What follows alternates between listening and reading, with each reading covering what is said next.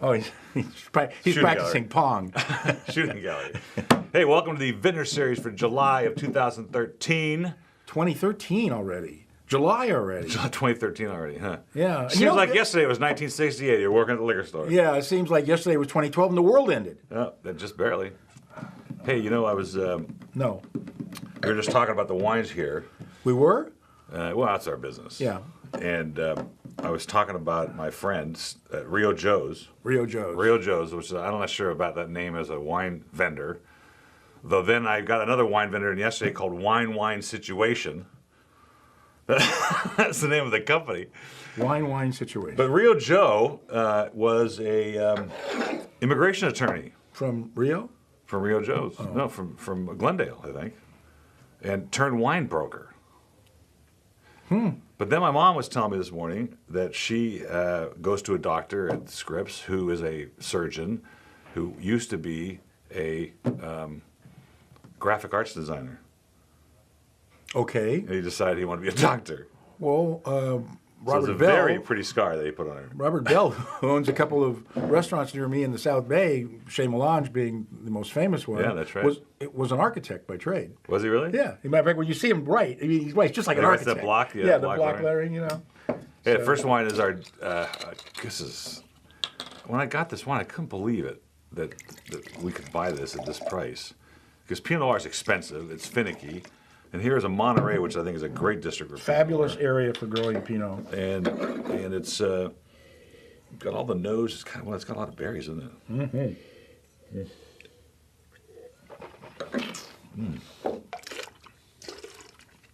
I think that is a great expression of the grape from that area. You know what's really nice about this wine is that it's got some density and some structure to it. does.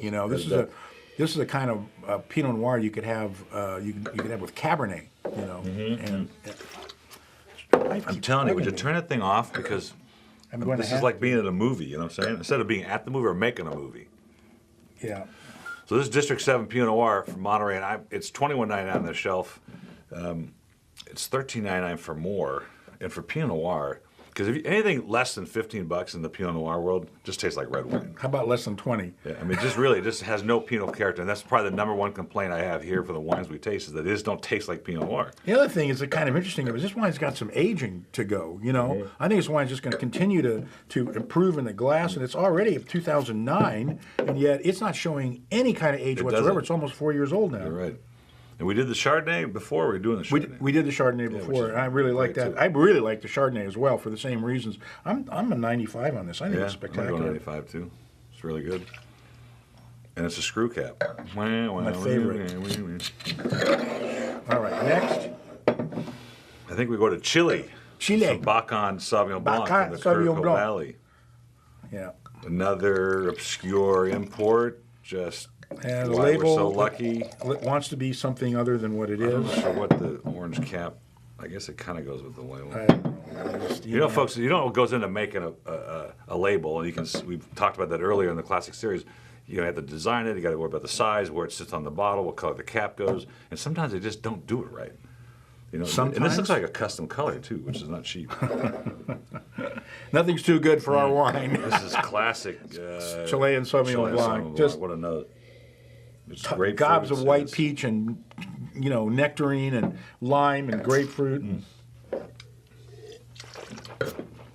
the white peach really big in the palate. Oh man, and it just explodes in the mouth. Yeah, it's layers and layers, right? All those flavors you just mentioned are coming through now. $18.99 on the Plenty of shelf. acid. $12.99 on the reorder. Man, this is delicious. This is one of those wines you just keep smelling. You just smell it. I know. It really is almost perfumey. It's interesting that some wines really, the nose really jumps out of the glass, and then you just want to smell them and not even taste them. And then there's other wines that don't have much nose, but when you taste them, you get all those layers. But this particular one, you get both. Could you say that again? Not fast.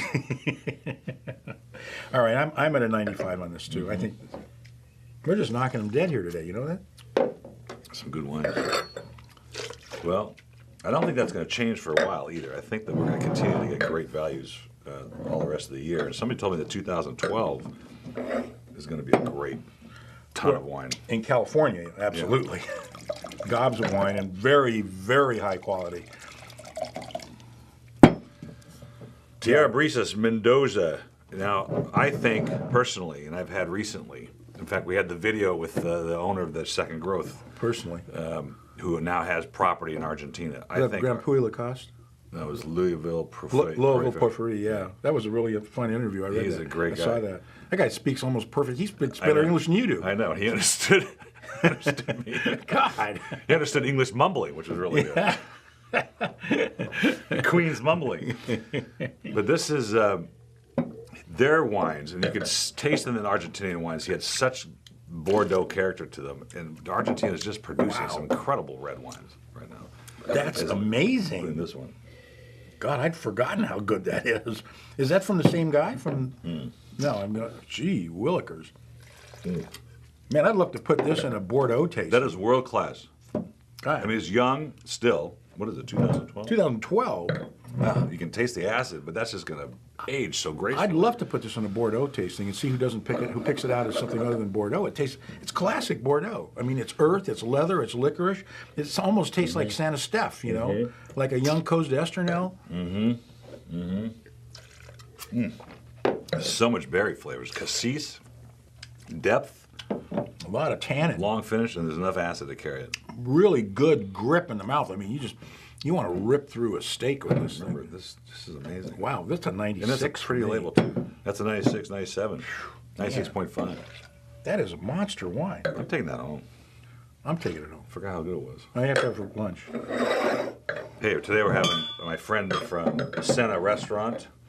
We're having some tacos, California style. We're having some sliders, I think. I think we've got some a fly in my glass. Fly in his glass. Well, you know, this is Farnese, which they've been around forever. One of the best wineries And in they the make world. a ton of wine. And they brought me the whole line. And you don't need me to find you Farnese Montepulciano, which is on every Italian wine shelf in every market. Yeah, but it's really good wine. But they're good wines. But this Trebbiano, I love Trebbianos, and this is a great from the Abruzzo region of Italy. Abruzzo. And it's just a fun mineral. Look at the minerals in that nose, right? And it should be that way. This wine is clean. It's fresh. It's got piquant little citrus notes and. You know, it's interesting too. It says unfiltered. Look how clear it is. Well, it doesn't have to be filtered if the wine's properly vinified, and they just rack it into a stainless steel tank. This is really good. Boy, actually the finish is really hanging on. Yeah, no, There's a ton going on there. Yeah, these guys have almost single-handedly uplifted, the image of Trebbiano di Abruzzo, and Montepulciano di Abruzzo were just really cheap, really bad wines. It's just basically 30 years ago. They talk about table wine in America. It just means 7 to 14% alcohol. However, in Italy, when you go to the trattoria and you get that highball of glass, that's really just their stuff, and that's what Trebbiano was, and so was Montepulciano. They just, thin, red, bright red, and they've really elevated the quality of the wines. Delicious. Yeah, I'm doing a 94 on this, yeah. And that's it. Vintners Series 2013 2013. Boy, you really feel good about that, don't you? You're really excited, aren't you? Yeah, I'm glad I made it. Thank you. There were times when we wondered, was that going to make it to 2013? We weren't sure. We're not worried about 2014 anymore. So you got that? You're not? No. Oh, good. I'm glad.